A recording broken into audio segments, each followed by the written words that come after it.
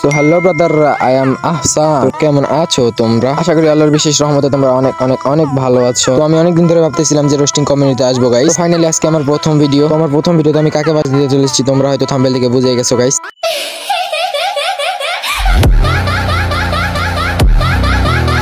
लेकिन एक सेकंड কি ভাই, কেমনে কি কন্ট্রোলে আছে? কি আর বলবো, উপরে দুধ নিচে বাল, গানের লগে মিলাই তাল। তো একে তো তোমরা সবাই চিনো, ইজ অথই মাগি। ওর কাম শুধু একটাই গাইস, টিকটকে দুধ দেখিয়ে ভিউ কামানো। কি আর বলবো গাইস, লজ্জাও নাই শরমও নাই, দুধের উপরে প্রোটেকশন নাই।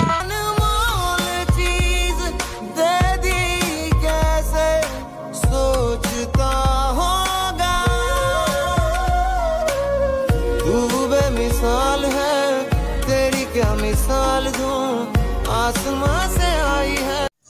আস্তে ভাই, ভিডিওটা শেষ করো তারপরে টয়লেটে যাও। মানে গাইস বুঝলাম না, টিকটকে এত বড় বড় দুইটা পাহাড় থাকতে আমরা কেন সাজেক কেন বান্দরবান যাই? টিকটকে ইদানিং দুধের ব্যবসা শুরু হয়ে গেছে গাইস। মানে ভাই বুঝলাম না, টিকটকে ঢুকলে এদের দুধ লাড়ালাড়ি দুধ ঝাঁকাঝাঁকি, বুঝলাম না ভাই।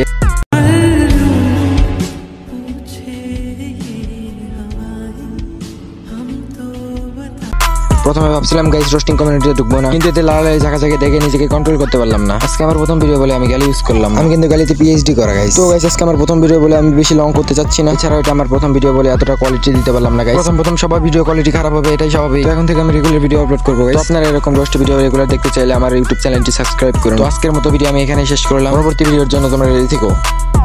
তো টাটা গাইস।